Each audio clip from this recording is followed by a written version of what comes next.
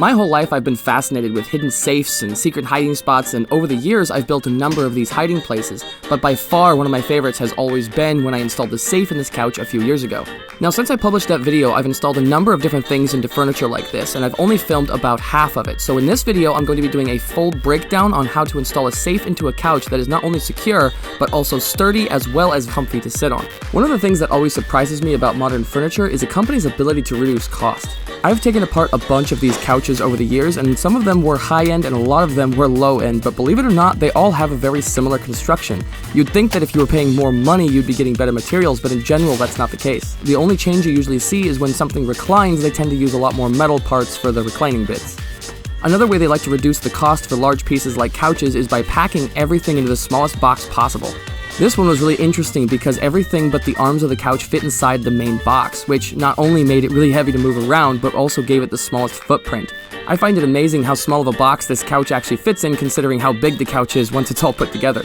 If you've never taken a couch apart, I always find it fascinating how little couch there is in every couch. It's probably better to think of it as something like a Lay's potato chip bag. It's mostly just air and like maybe 20% couch.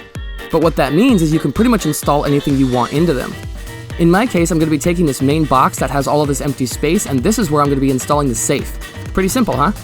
When it comes down to it, there's really not a lot of structure to a couch. In the case of this box, it's just a big rectangle with a few cross supports. And to install the safe, I have to remove all of those, which reduces the structural integrity of the box, so I have to account for that structure when installing the safe. My goal for projects like this is to always make sure that everything is as strong or even stronger than the original construction. Now, you may be tempted to think that because I removed all of these springs and cushiony bits that the couch is going to be less comfortable to sit on, but in my opinion, that is the farthest thing from the truth. It basically takes a really soft surface and turns it into something that is about as firm as a firm mattress. I slept on top of one of these a number of times now, and believe it or not, it always helps me fix my back every time I do it. So this is really going to be helpful for you married guys who find yourselves sleeping on the couch a few times throughout the year. I ended up going with this 3/4 inch plywood for the new base for the seat of the couch. I pretty much just cut a rectangle the same size as the opening of the couch box, and that second cut that I did, I could use my circular saw with an edge guide. You can see here why I really want to upgrade to a track saw system. Since the couch box has these 45-degree angle corners on them, I had to match that profile on a piece of plywood, and one of the biggest problems with that is trying to match the inside profile because these 45-degree angle corners are not all the same size. So once I set this plywood into place, the orientation is going to have to stay that way, and that's also why not all of my corners look the same on this piece of plywood. Now, there are a ton of different safes that you could buy for a project like this, and I sort of went middle of the road and picked up this.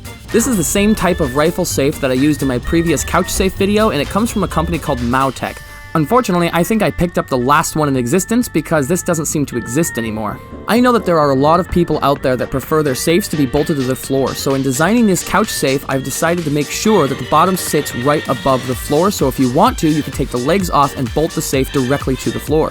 I really like using this safe because it's flat on top, which means there are no bumps under the cushions to worry about, and it's nice and robust, so there's none of that annoying popping you would get with one of the lighter weight safes. So this thing for me is going to be perfect. Before I can cut out the inside opening of the box, I decided to build the frame for the safe out of the same 3/4 inch plywood, and I doubled up the two outside pieces to reinforce the safe box a bit more. It really isn't necessary to do that, but we have to remember we don't know who's going to be sitting on this couch in the future, and if the plywood ever flexes, the outside edges are going to be the first ones to break loose, so it's a good idea to reinforce that section. You might be surprised how much force some people can generate. Now, this is one of those things that I always get a ton of questions on whenever I do it, but it's a really simple process. All I'm doing here is attaching the box to the face of the plywood with glue and brad nails to start with, and then I can drill a hole into the top of the inside area where I want to cut the opening, and then with a router and a flush trim bit, I can ride along the inside of the box, and that gives me a perfectly flush opening for the safe to sit in. And now that everything is cut out, I can see exactly where the plywood frame meets together, and since this box is going to be completely covered with vinyl anyway, it doesn't matter what the top looks like, so I can reinforce the edge with screws. I ended up putting about 20 screws into this joint to make sure everything stays nice and solid, even if the couch is overweighted. And then I can finish off the bottom of the box by putting the bottom on. One of the things that always bothers me about couches you buy from the store is I've had so many different couches break just under normal wear and tear. I'm talking about things like people sitting down extra hard after a long day, or a toddler jumping on it and breaking it. I've had too many of my own couches break under what I would consider reasonable circumstances. And so my plan with this project is to build this section of the couch more sturdy than the couch itself. That way, if the couch ever fails, it's not going to be because of my work. And to continue that same idea, I wanted to find a material that was going to last a lot longer than that cheap, felt-like material you find under most couches.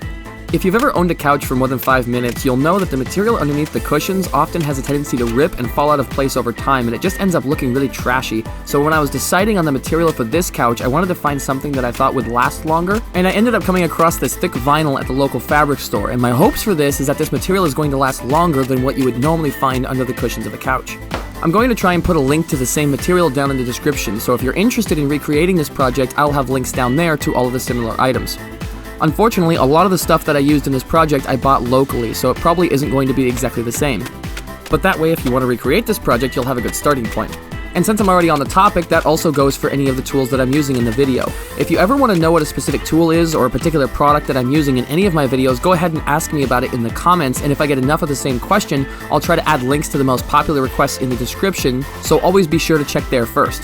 But asking those questions in the comments will help me keep a running list for people who are interested in the items I use. What you just saw me do was add a bunch of supports on the inside of the couch box, and this is what the safe box is going to be sitting on. Assuming all of the measurements were correct when I started this box, it should fit right into the opening. And this part went relatively smoothly, but getting the safe inside the box was another story. The safe is basically the same weight as the entire couch itself, so getting it to slip right in is always a problem.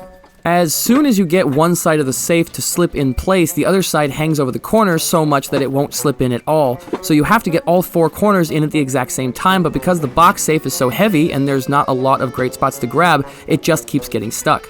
The trick seems to be to just get everything balanced so that the safe is sitting on top of the vinyl in all 4 corners, and then it just needs a little bit of persuasion and it will finally slip right into place. And this is one of those times where I was trying to figure out what tool was the right tool to do this and how to do this properly without hurting the safe, but it seems to be that shoes are the softest, most malleable surface anyway, so as long as you're stomping on the corners, it's best to just stomp this thing right into place. I always try to use the right tool for the job whenever I'm on camera, but I'm pretty sure shoes are just the right tool here. Hell yeah! Another trick that I learned working with this vinyl is it always seems to end up with some of these wrinkles on the surface, and there's really 2 ways to handle this. One would have been to use some sort of adhesive on the plywood surface as I was installing the vinyl, but personally I prefer doing it this way. You can either use an old hairdryer or a heat gun like I'm using here and some sort of a cloth, and heating up the vinyl sort of relaxes it so you can press it down, forming it to the flat surface. You just have to be really careful because you can also stretch the vinyl doing this, and it's also really easy to overheat the vinyl and burn it, but every time I've done this so far it ends up looking really nice. Every time I do one of these safe videos, I always get someone in the comments who tells me that they could get inside this safe with nothing but a zip disk, and I 100% agree, but that's not really what this safe is about. If you're planning on storing tens of thousands of dollars worth of valuable stuff, this probably isn't the ideal place. What this does do is it gives you an extra space to hide important items that you don't want people to have easy access to. Most importantly, it gives you another space to keep important items away from little fingers and keep anyone who's visiting honest. On top of that, you can really install any kind of safe you want under a couch like this, and because of that, it can really just be as sturdy of a safe as you want.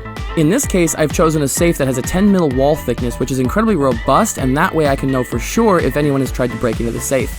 Personally, I think this is the best option because it keeps the price down while still giving plenty of added security. Now, if you've ever looked around trying to find couches that you can buy commercially that already have a safe built in, it's pretty discouraging to see some of those price tags. Even the cheapest ones start right around $5,000 and they only go up from there. Some of these prices, in my opinion, are a bit unreasonable, which is one of the reasons I decided to tackle this project in the first place. I wanted to try and build something that was more reasonably priced with modern furniture. However, if you want more of a vault style, we can easily do that too. So if you're interested in purchasing one of these, be sure to let me know and stay till the end if you want to know how you can get your hands on this one that I'm building here. If you've never done a hidden safe project before, I would highly suggest doing this one. There's nothing like having a hidden safe under the cushions of your couch, and if you're anything like me, I thoroughly enjoy showing this off, and it's really not a secret for me. It's just about having a cool conversation piece to talk about during parties and such. But if you truly want to keep this hidden, that's always an option too. There are a large variety of couches and safes out there that can be paired together and give you any result you want. If security is your thing, there are much more secure safes out there, and if higher end couches are your thing, that can be arranged too. I would love to attack another project like this in the future, so if you want one of these, let me know. I'd love to make one for you. And don't forget, this one is going to be going up for sale as soon as this video goes live, so check the description for details to that. Thank y'all for watching. Catch y'all next time.